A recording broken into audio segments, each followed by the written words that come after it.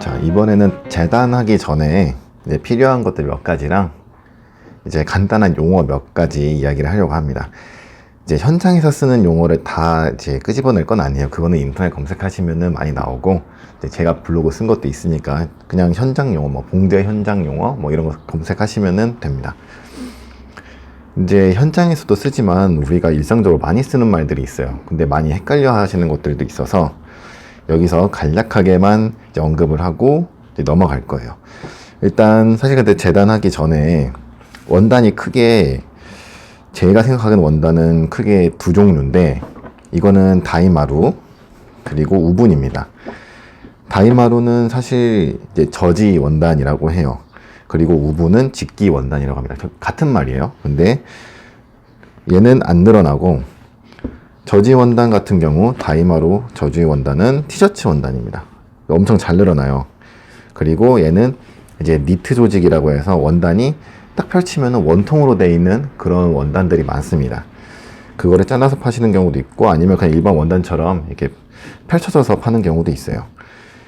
어떤 원단으로 옷을 만드냐에 따라서 사실 이제 심지를 쓰냐 마냐, 아니면 뭐 시접 처리를 어떻게 할 것이냐, 시접량을 어떻게 할 것이냐 많이 달라지겠죠. 근데 문제는 얘는 초보자분들이 많이 사용을 하세요. 티셔츠 많이 만드시고, 특히 애들 옷은 뭐 오바록 하나만으로도 만들 수 있는 게 있는데 대부분 이 원단입니다. 근데 오바록으로 만든다는 게 무슨 의미인가 하면은, 얘는 일반 본봉으로 만들면은 사실 좀 불편해요. 왜냐면 원단이 늘어나는데 일반 본봉은 늘어나지가 않죠. 그래서 입다가 혹은 뭐 활동을 하다가 터질 수가 있습니다.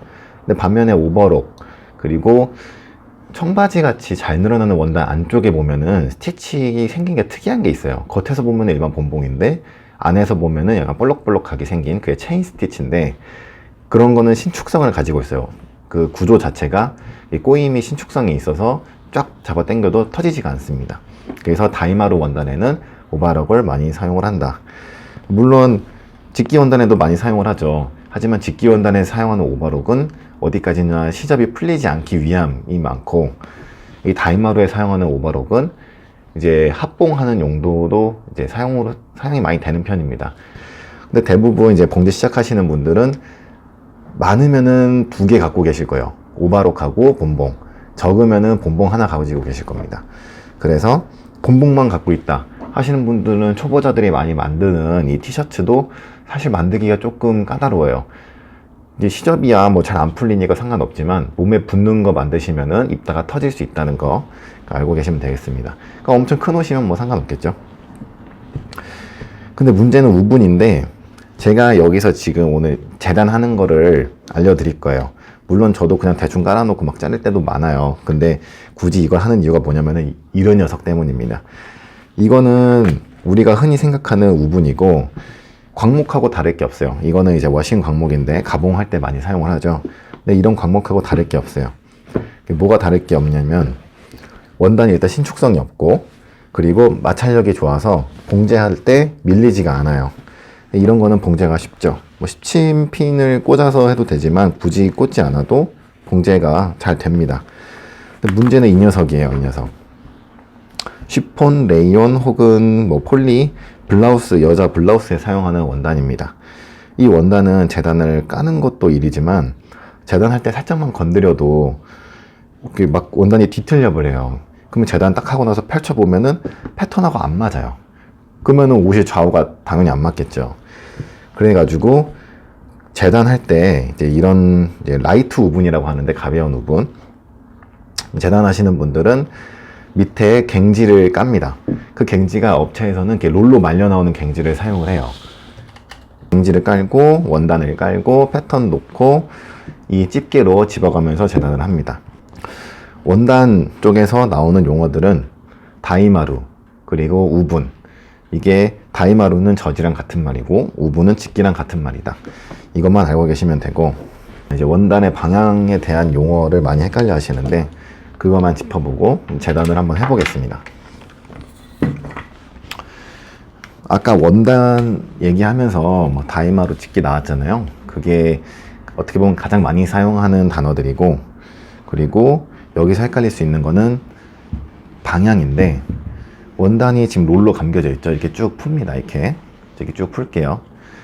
그러면은 패턴을 재단할 때 이런 말 많이 합니다. 다대 방향으로 재단하세요. 혹은 식서 방향으로 재단하세요 하는데, 다대가 뭐냐면 원단이 풀리는 방향이 있죠. 요 방향이 다대 방향이고, 이게 식서 방향, 그러니까 같은 말이에요. 다대 방향, 식서 방향 같은 말이고, 그리고 경사 방향, 이것도 같은 말입니다. 이 경사는 이 사선 졌다는 경사가 아니고, 원단을 짤 때 이 방향으로 실을 먼저 걸어 놓고 이 방향으로 원단을 짜요. 그래서 이 강하게 걸려 있다고 해서 이 경사입니다. 경사, 다대, 식서, 이게 같은 말이다. 근데 그럼 이 90도에 해당하는 단어들도 있겠죠. 다대 방향에 이제 상응하는 수직인 방향을 욕구 방향이라고 해요. 이 방향이 욕구 방향. 그리고 푸서라고도 합니다. 푸서 방향이라고도 하고, 그리고 위사 방향이라고도 합니다. 이 세 가지 단어들이 다 세트로 묶여서 같은 의미를 가지고 있어요. 누가 재단 다대로 하세요 하면은 이게 뭐지 생각하지 마시고 그냥 원단을 풀었을 때 이 풀리는 방향이 다대다, 이 정도만 알고 계시면 됩니다. 참고로 현장에서는 다대, 그리고 뭐 욕구, 이 단어를 제일 많이 사용을 하는 것 같아요. 근데 원단 중에 특이한 원단들이 좀 있죠. 스판이 요렇게만 있는 경우 있어요. 보통 경사 방향으로 스판이 없는데 스판이 경사 방향으로 있는 경우 있어요. 혹은 스트라이프다. 저는 이제 보통 옷을 만들 때 스트라이프가 이제 세로로 오게 만드는 편인데, 원단 짜 있는 거에 따라서 그 모양이 달라지거든요.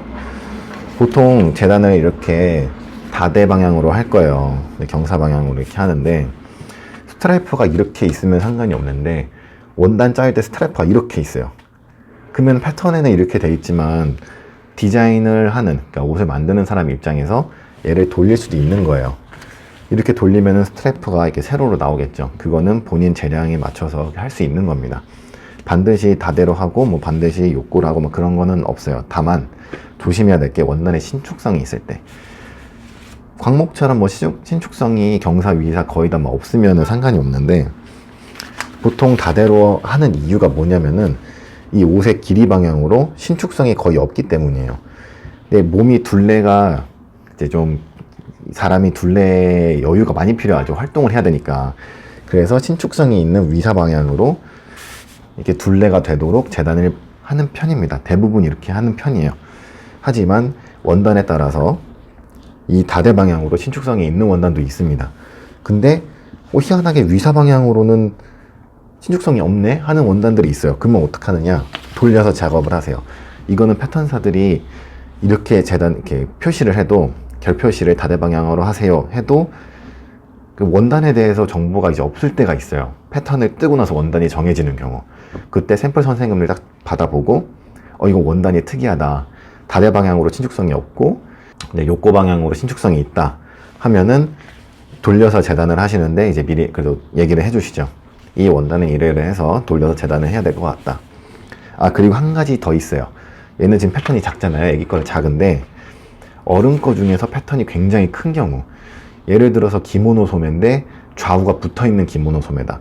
그러면은 사람이 팔 벌리고 있는 길이만큼 되니까 여성분들도 못해도 150, 160만 이렇게 된단 말이에요. 기본 화장이 80이 좀 넘어가니까 80 한 2 이렇게 되니까 160이 넘어가고, 거기에 시접까지 들어가 있으면은 뭐 170까지도 가겠죠. 근데 이 원단폭이 170인 경우가 거의 없죠. 그래가지고 그런 경우는 이제 원단의 신축성이라든지 원단의 이제 무늬, 그런 거를 보고 돌립니다. 그것 또한 결국에는 이 디자인을 기획한 사람 마음이에요. 원단이 너무 신축성이 경사 위사와 신축성이 상이하고, 혹은 무늬가 돌렸을 때 너무 안 이쁘다 그러면은 뒷중심 자르는 경우가 많습니다. 뒷중심을 잘라서 일반적인 결로 재단을 하고, 근데 원단이 뭐 별로 문제가 없다 그러면은 그냥 돌립니다. 절개가 없이 깔끔하게 가는 게 더 좋다 하시는 분들은 돌리면 돼요. 결국에는 재단하시는 방향도 사실상 정해진 게 없다고 봐야 되죠. 그때그때 다른 거예요. 그리고 그때그때 다르니까 너무 어렵다 생각하지 마시고, 의도에 따라 다르다, 그러니까 의도하신 대로 하시면 되고, 가장 무난한 옷을 만들고 싶다 하시면은 이렇게 다대 방향으로 재단을 하시면 됩니다. 그리고 재단하기 전에 필요한 거, 이거는 라이트 오븐 그 레이온 폴리 같이 블라우스감이라고 생각을 하시면 돼요. 되게 여성스러운 블라우스감 재단할 때 있으면 좋다. 갱지를 깔고 하는데 보통 갱지 없잖아요. 그리고 저도 이제 갱지가 없다 보니까 원래는 이제 노루지라고 해서 이제 뭐 문구점 가면 팔아요. 한 장에 이렇게 넓게 한 장에 막 200원 혹은 400원 이렇게 파는데 그거를 사용을 하는 편입니다. 아니면은 신문지를 쓰는데 요즘에 신문지 구하기가 어려워서 저도 굳이 돈 주고 그렇게 사서 쓰는 경우가 많았어요. 사실 이 신문지도 편의점 가서 샀어요. 노루지 다 써가지고 1,000원 주고 사왔습니다. 그리고 패턴. 뭐 패턴 없이 옷 만드는 간단한 방법들도 많긴 한데 구조가 복잡하면 패턴이 없을 수가 없겠죠.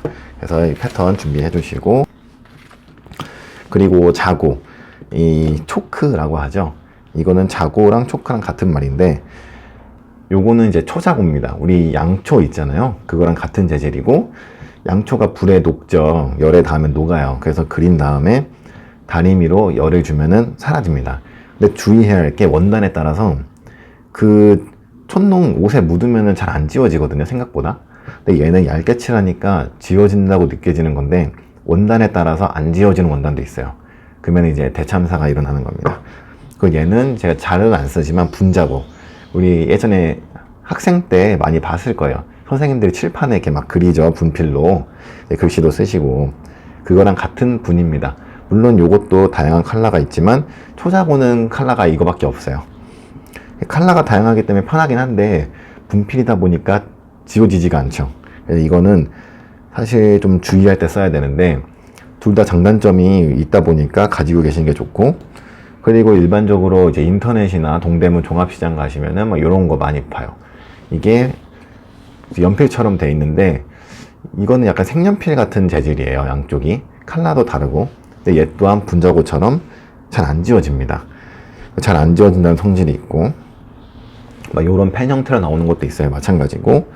이거는 이쪽 제가 가장 좋아하는 건데 이게 일반 펜처럼 생겼죠.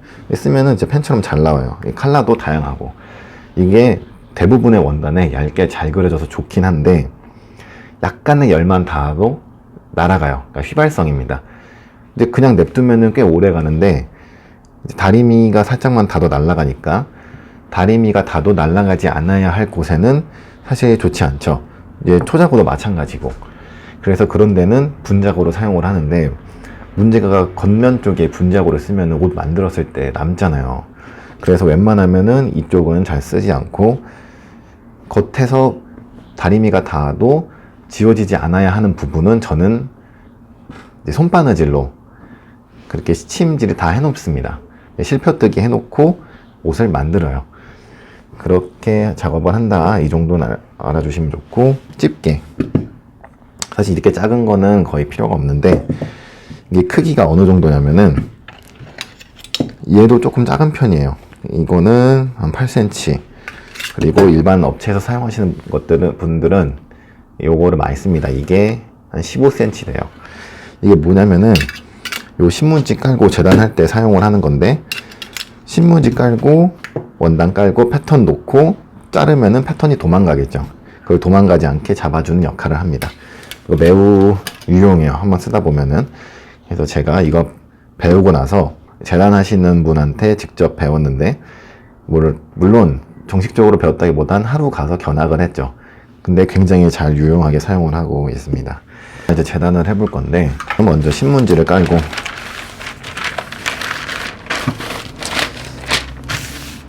신문지가 너무 작다, 근데 이 원단에 재단을 해야 된다 하시는 분들은 그냥 좀 몇백 원 주고 그 노루지 사시면 됩니다.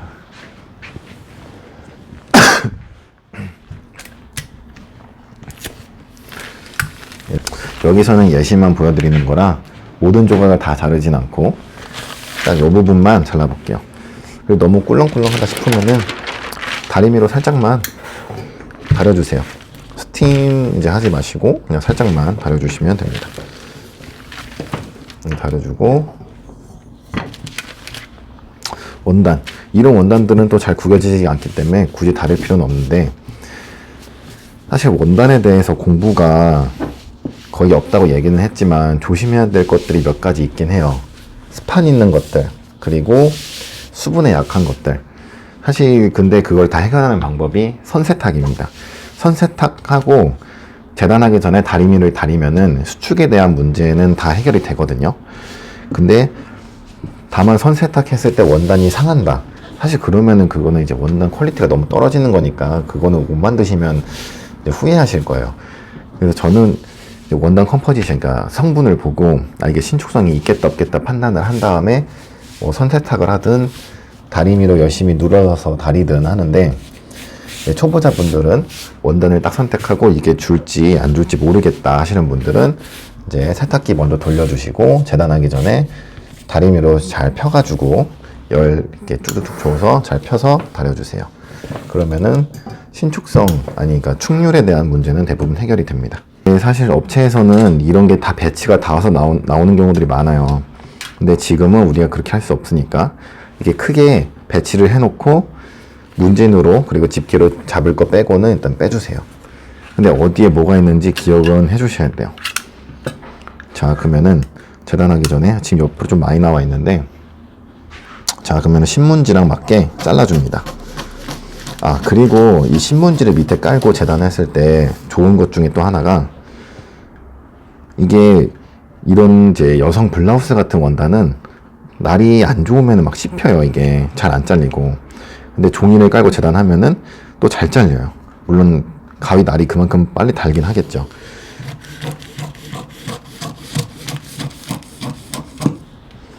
이렇게 날려버리고,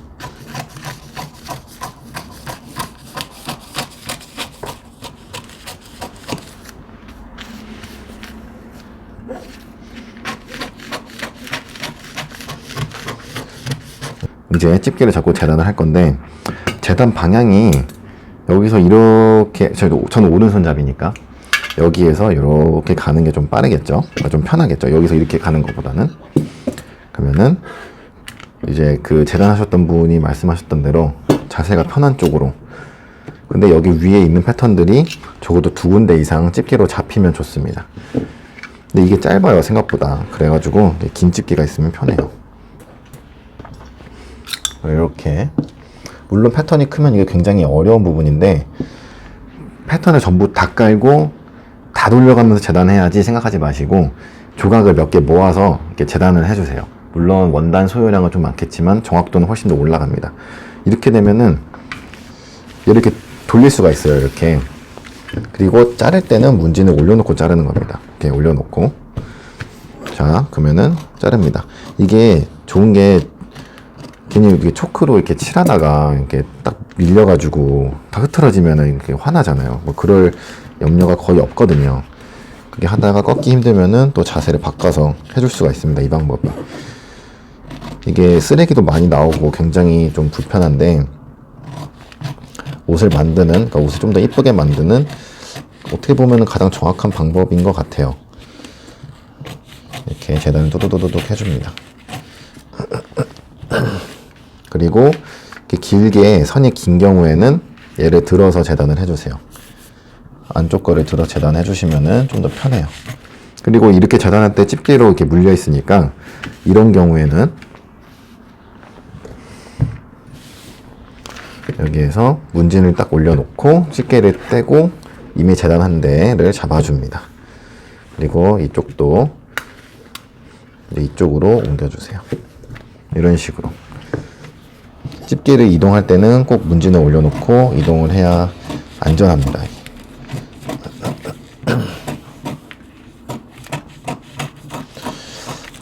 사실 이제 보니까 이제 학원에서 배우셨던 분들은 다 시침을 이렇게 하시더라고요. 이제 실표뜨기 이렇게 하시는데, 양복할 때는 그렇게 정확한 게 사실 필요해요. 정말 바늘 한 땀 가지고 이제 그거 가지고 옷이 퀄리티가 달라지니까. 근데 여성스러운 옷들은 좀 이렇게 드레이프한 매력이 있기 때문에 굳이 스침질 안 하셔도 됩니다. 이렇게 패턴 딱 올려놓고 바로 재단하셔도 옷이 더 깔끔하게 나올 수도 있어요. 너무 그 완성선에 연연하는 것보다는. 그래서 이렇게 시접이 들어간 패턴을 쓰신다면 굳이 위에 또 안 그려도 되니까 원단이 흔들릴 염려도 없고 이제 훨씬 더 빠르게 재단이 가능하죠. 단 중요한 점은 각 부분에 시접이 얼마나 들어가 있는지 봉지할 때마다 확인을 계속 해야 돼요. 안 그러면 실수할 수 있으니까. 그리고 너치는 꼭 표시해 주시고, 너치 표시해 주시면은 이제 원단에서 이렇게 표시가 나죠. 이 너치가 사실 굉장히 중요해요. 끝하고 시작에 너치를 원래 다 주는데 이제 패턴이 너무 복잡해 보이니까 웬만하면 잘 안 주려고 하거든요. 근데 안 줘도 샘플 선생님들은 재단 하시면서 너치를 다 찍으십니다. 바지가 됐든 뭐 긴 게 됐든 짧은 게 됐든. 그러면은 봉지하면서 본인이 봉지를 잘 하고 있구나, 그걸 계속 확인을 할 수가 있는 거죠. 이것까지만 이제 재단을 해보고 마무리를 하겠습니다. 여기에서 얘는 이렇게 돌아가면 되겠죠.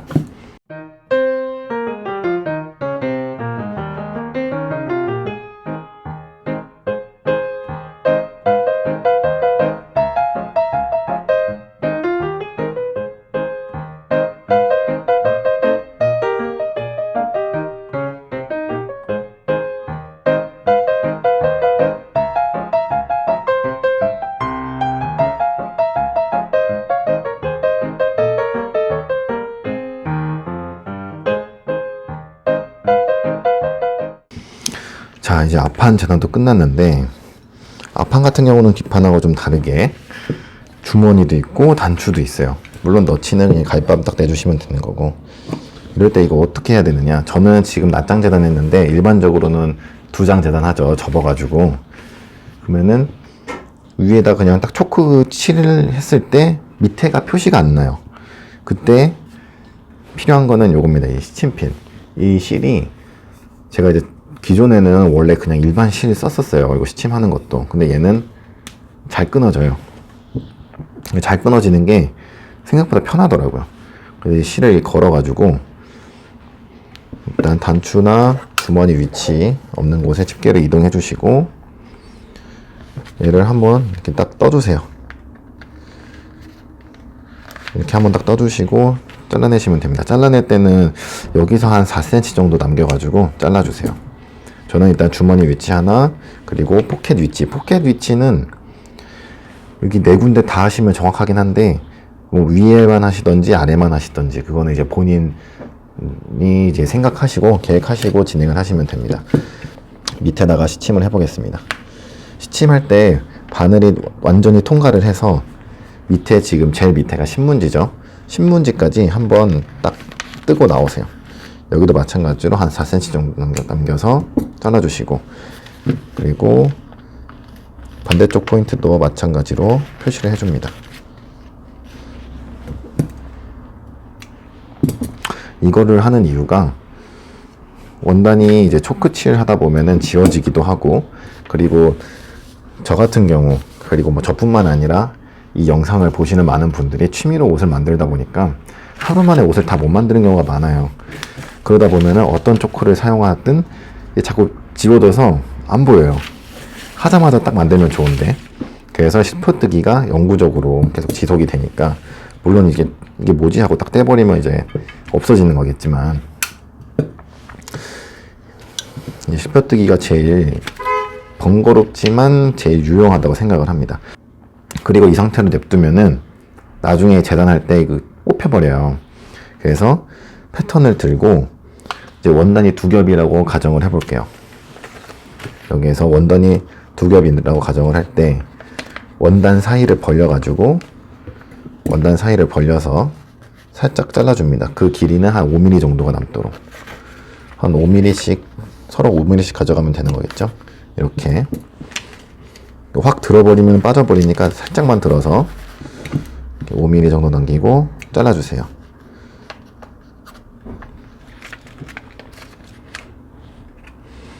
이거를 이렇게 5mm 남기고 싹둑. 이것도 가위 잘 안되면 이제 뽑혀버립니다. 이거. 자, 이렇게 겉에서 보면은 길게 실이 나와 있는 것처럼 보이지만 실제 원단에서 보면은 이렇게 짧게 나와 있죠. 실펴뜨기가 짧게. 이게 잘 보이려나 모르겠네. 이게 짧게 나와 있죠. 이게 단추랑 주머니 위치를 표시해 주는 겁니다. 이게 웬만한 초크로 표시하는 것보다 훨씬 정확하고 실수가 적어져요. 초크는 두께감이 있다 보니까 조금 봉제하다가 미스가 많이 나더라고요. 이렇게 되면은, 그리고 이제 봉제할 때까지 패턴을 계속 가지고 있으면은 실수가 좀 더 적어지겠죠. 재단을 한 조각은 이런 형태입니다. 사실 신문지 이제 버리셔도 돼요, 이거는. 그리고 이런 흐물흐물한 거 대충 딱 놔도 재단이 제대로 됐으면은 패턴하고 다시 딱 맞겠죠. 근데 이게 막 꼬인 상태로 재단이 됐으면은 안 맞을 거예요. 근데 집게랑 이제 문진으로 잡아가면서 재단을 했기 때문에 이게 딱 맞는 거를 보실 수가 있습니다. 이제 모든 원단에 하실 필요는 없고, 지금 제가 사용한 것처럼 여성 블라우스 같은 원단, 쉬폰 혹은 레이온, 뭐 그런 원단일 경우에 사용을 해주시면 좋습니다. 자, 그러면은 그 다음에는 이제 옷 만들기 영상으로 다시 찾아올게요.